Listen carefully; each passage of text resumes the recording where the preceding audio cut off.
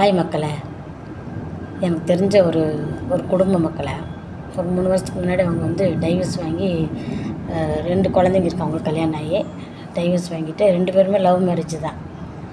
ஆனால் என்னென்னா பிரச்சனைகள் வந்து சின்ன சின்ன பிரச்சனைகள் அதை பெருசு பண்ணிக்கிட்டே இருந்தாங்க. அவங்க அப்படியே பிரச்சனையாகி கடைசி டைவர்ஸுக்கு போயிட்டு டைவர்ஸ் முடிஞ்சிருச்சு. 2 குழந்தைங்க, பிள்ளைங்களோட நலன் கருந்தி ஒரு பொட்டை பிள்ளை அவங்க அம்மாக்கிட்டேயும் பையன் வந்து அவங்க அப்பங்கிட்ட கொடுத்துட்டு அவங்க 2 பேரும் வளர்ந்துட்டு இருந்தாங்க. இப்படி இருக்கும்போது திடீரென்ட்டு என்ன பண்ணுறாங்கன்னா, இவங்க எங்கேயாவது போனால் வந்து எங்களுக்கு ஒரே பிரச்சனை. டைவர்ஸ் ஆகிட்டாங்களே இந்த லேடிஸு. அதனால லேடிஸு தானே, கண்ணு கண்ட இடமெல்லாம் பேசுவாங்க, காது கட்ட இடமெல்லாம் அவங்கள ரொம்ப தொந்தரவு பண்ணிக்கிட்டு இருந்தாங்க. இப்படியே இருக்கும்போது அந்த அம்மா என்ன நினச்சது, நம்ம வந்து சாதாரண விஷயத்துக்கு சண்டை போட்டு கூட நம்ம சமாதானம் ஆயிடலாம். ஆனால் இவனுங்கிட்ட ஊரில் இருக்கிற ஜனங்கள்கிட்ட நம்ம நடமாட முடியல. அது குழந்தைய அந்த பிள்ளை அவங்களால பாதுகாத்து வளர்க்க முடியல.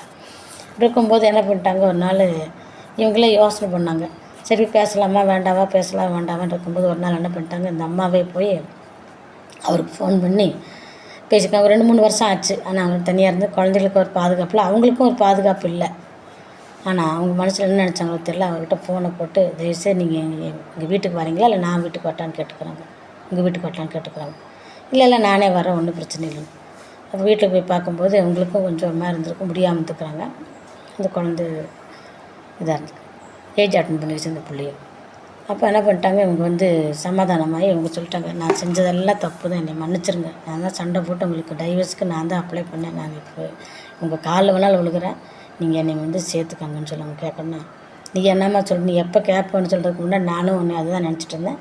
பிள்ளைகளை பையனையும் என்னால் பாதுகாத்து வளர்க்க முடியல, நம்ம 2 பேரும் ஒட்டுக்க இருந்தால் தான் பிள்ளைகளை நம்ம நல்லா வளர்க்க முடியும்னு சொல்லி அவரும் சமாதானமாகி மறுபடியும் 2 பேரும் ஒன்று சேர்ந்துட்டாங்க. மக்கள் நம்மளை யார் இன்னி பிரிக்க போகிறாங்க, ஒன்று சேர்ந்துட்டாங்க. இன்றைக்கி பிள்ளைங்களை ஒன்று சேர்த்து நல்லா இருக்கிறாங்க. மக்களை ஏன் சொல்ல வரேன்னா, சண்டைகள் வர்றது சகஜம்தான்.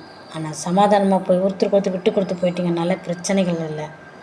அதுக்கு போய் கோர்ட்டு கேஸுன்னு போய் அங்கே போய் 4 பேர் நமக்கு நியாயம் சொல்லி 4 பேருக்கு முன்னாடி நம்ம கஷ்டங்கள் அசிங்கப்பட்டு இது பண்ணிடணும். ஆனால் இதில் என்ன ஒரு விஷயம்னு மக்களை, அந்த அம்மா வீட்டு பிரிஞ்சு 3 வருஷம் அந்த அம்மா பர்த்டேக்கு அவர் அந்த அம்மாவுக்கு துணிகள் அது இதுன்னு வாங்கி கிஃப்ட்டுகள் எல்லாம் வாங்கி எப்போ வாங்கி கொடுப்பாரோ அந்த மாதிரி கிஃப்ட்டு வாங்கி வீட்டில் வச்சுக்கிறாரு. அதேமாரி அவர் கல்யாண நாளுக்கும் அதேமாரி வாங்கி வச்சுக்கிறாரு வீட்டில். ஆனால் அவர் எந்த ஒரு இதுவும் கொண்டாடலை, எதுவும் பண்ணல. அப்போ இந்த அம்மா போய் ஒன்று சேர்ந்ததுக்கப்புறம் அதில் எடுத்து காமிக்க இந்த அம்மா பூரிச்சிட்டாங்க. அந்த கடவுளை நாம் தான் வந்து இந்த 3 வருஷத்தை நம்ம இழந்துட்டோம், இனி நம்ம வர்ற காலத்துக்கு நம்ம இனி எந்த ஒரு இடையூறுகள் நமக்கு இடையில எந்த ஒரு இது வராத அளவுக்கு நம்ம பாதுகாத்து நம்ம நல்லா வாழணும்னு சொல்லி அதுக்கப்புறம் ஒரு நல்ல வாழ்க்கை இப்போ வாழ்ந்துட்டுருக்காங்க மக்கள். அவங்க நினச்சி எங்களுக்கு எல்லாத்துக்கும் சந்தோஷம். எனக்கும் தெரியும் அவங்கள.